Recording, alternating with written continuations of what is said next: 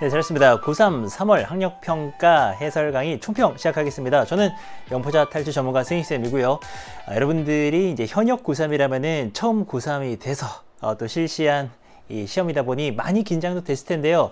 결과를 보고서 좀 놀래거나 점수가 떨어져서 뭐 좌절하거나 그런 친구들이 있을 수밖에 없습니다. 원래 이 고3 3월 학력평가는 좀 그런 성격을 가지고 있는데요. 잘 오셨고요. 제가 총평도 총평이지만 여러분들을 위해서 정말 중요한 얘기들 많이 준비했습니다. 딱 시간 투자하셔가지고요. 저랑 같이 얘기를 좀 나눠보도록 하겠습니다. 고3 3월 총평 여러분들을 위해서 정말 예쁜 화면으로 준비를 했거든요. 마음을 딱 이제 준비를 하시고요. 저랑 하나하나 조목조목 알아보도록 하겠습니다. 자, 먼저 우리는 객관적으로 좀 볼 필요가 있습니다. 첫 번째, 이번 3월 학력평가 같은 경우에는 지금까지 치러지던 방식과 똑같이 기존과 문항 배치도 동일하고요. 유형도 동일합니다. 그러니까 변화가 하나도 없었어요. 그렇죠? 이 변화는 1년간 좀 지켜봐야 되겠지만 이제 뭔가 변동이 없다면 이대로 수능까지 갈 가능성이 높기 때문에 이걸로 이제 연습을 하시는 겁니다. 자, 그리고 다음 포인트 같이 한번 보겠습니다.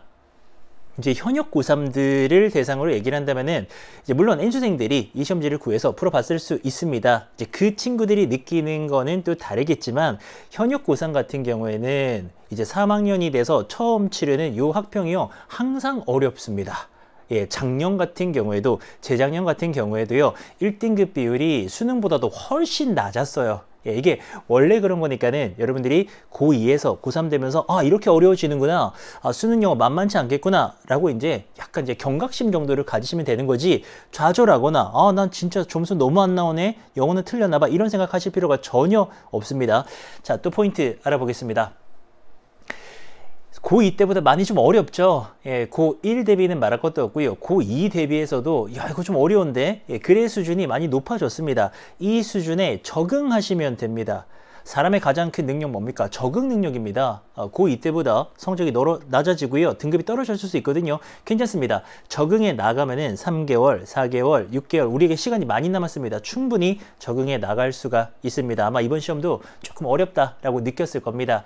자, 그리고 여러분들이 이제 또 두근두근한 어법 포인트 있지 않습니까? 이게 재밌어요. 한 문제밖에 안 나오는데도 늘 좀 두근두근합니다. 29번 어법 같은 경우에는 관계사, 접속사, 의문사 딱 그 포인트 which에서 나왔잖아요.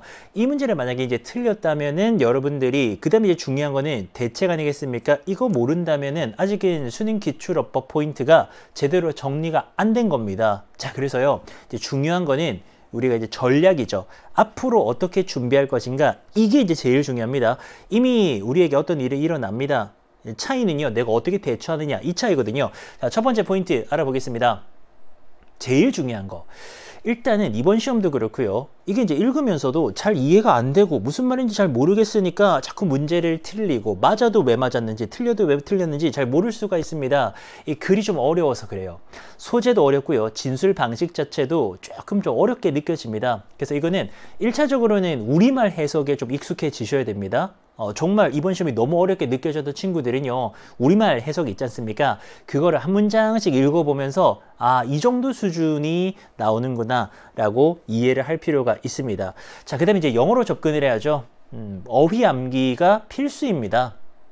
그러니까 글이 어렵다라는 거는 당연하지만 어휘가 어려운 게 제일 먼저 문제가 되는 거예요. 그래서 이번 시험 같은 경우에도요, 뭐 다른 어떤 언론 보도라든가 이런 것들은 볼 필요가 없어요. 왜냐면은 매년 쉽다, 어렵다 이런 말이 나오지만 중요한 건 나예요. 내가 몰랐던 단어들 다 표시하셔야 됩니다. 예, 그리고 어휘부터 꼼꼼하게 외워주시고요. 그 다음에 이제 뭘 해야 되느냐, 단어 암기 해주시면서 주제 파악하는 연습하셔야 됩니다. 사실 고1 정도만 돼도요, 여러분들이 영어를 좀 하시면은 뭐 그렇게 막 주제 파악하는 연습까지 안 해도 지문이 이해가 되고 문제가 풀릴 수가 있는데, 이제는 아닙니다. 한번 맛 보셨잖아요. 수능 영어 같은 경우에도 굉장히 어려운 시험입니다. 완벽하게 이해하고 답 찾는 거 그렇게 쉽지 않습니다. 어려운 글에서도 주제를 파악하는 연습을 제가 해설 강의에 어떻게 하는지 알려드릴 테니까요. 그 연습을 수능 특강, 수능 완성통해서 계속 해야지만이 내 실력보다도 어려운 문제가 나왔을 때도 맞출 수가 있습니다. 그 연습하실 거고요. 자, 그 다음 포인트 보겠습니다. 이제 틀려봤지 않습니까? 이게 이제 중요한 겁니다. 이게 보물이야, 보물. 왜 보물입니까? 내가 글의 순서를 많이 틀리네.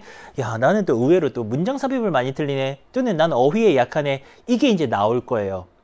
이거를 들여다봐야 됩니다. 이게 제일 중요한 겁니다. 틀리면은요, 기분이 안 좋고요, 보기가 싫거든요. 근데 들여다봐야 됩니다. 내가 어떤 유형에 약한지를 딱 잡아가지고요.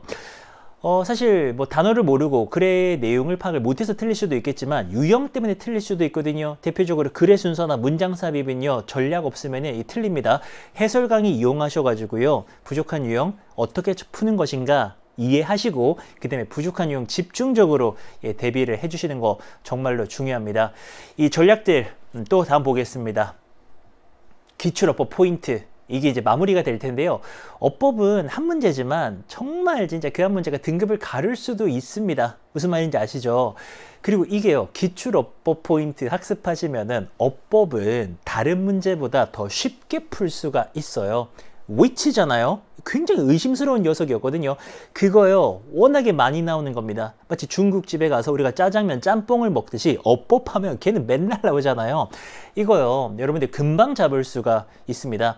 EBS-I에서요, 제 강의도 있고요, 그 수능의 기출어법들 다루는 강의들이 있습니다. 그거 통해서 금방 잡을 수 있습니다. 이번 시험에서 29번 어법 틀리셨다면은 아직 기출어법 잘 모르시는 거예요. 그래서 꼭 그 포인트 학습하셔가지고요, 이거 대비하시기 바랍니다. 자, 이제 중요한 건 뭐냐면 우리의 대처입니다. 인생의 모든 일이 그렇습니다. 나에게 어떤 일은 일어났죠. 그 다음에 내가 어떻게 대처하느냐에 따라서 나의 미래가 바뀝니다. 여러분들 해설 강의 나머지 다 들으시고요, 부족한 거 다 보충하시고요. 우리에게는 절대 무기가 있죠. 시간이 있잖아요. 이 시간 동안에 다 할 수 있습니다. 걱정하지 마시고요. 해설 강의 다 들으시고 우리 앞으로도 수능까지 쭉쭉 달려가겠습니다. 그럼 남은 강의들, 해설 강의들 잘 들어주시고요. 저도 본 강의에서 뵙겠습니다. 감사합니다.